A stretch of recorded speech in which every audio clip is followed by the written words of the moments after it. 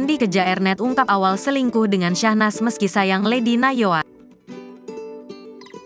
Randy ke Jaernet akhirnya muncul ke hadapan publik setelah isu perselingkuhan dibongkar langsung oleh sang istri, Lady Nayoan.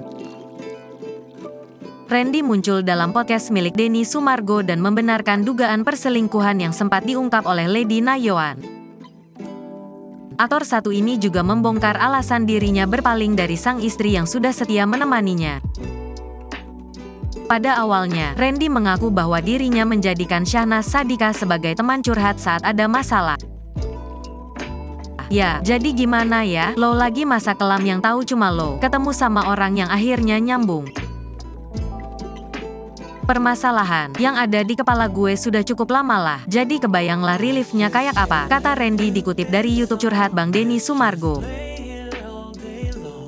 Lo bayangin gue cuma bisa numpahin masalah, cuma nih orang doang, Syahnas. Otomatis lo ada perasaan dong.